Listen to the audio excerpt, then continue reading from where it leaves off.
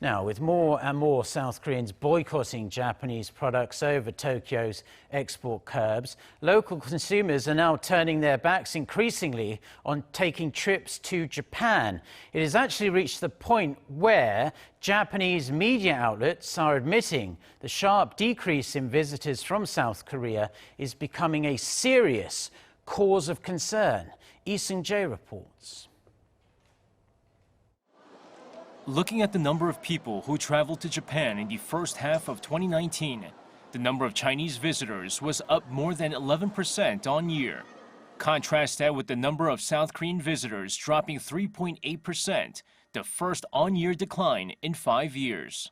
With the trade row raging between Seoul and Tokyo, Japanese media outlets are starting to report that South Koreans who were considering traveling to Japan are now seeking out other vacation spots. They also reported that several travel sites in South Korea have even opted to remove Japan from their travel packages altogether. The Japanese daily Sankei Shimbun says the decrease in the number of South Koreans visiting Japan is inevitable, given the current circumstances. It added it might be hard for Japan to reach its goal of 40 million foreign visitors next year, and that's despite the 2020 Tokyo Olympics being held in its capital.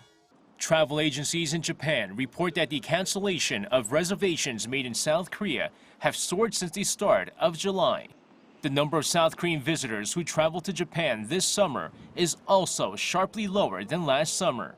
The boycott is especially bad news for Japan's tourism industry, as South Koreans made up almost a quarter of the foreign tourists who visited Japan last year. Seung-jae, Arirang News.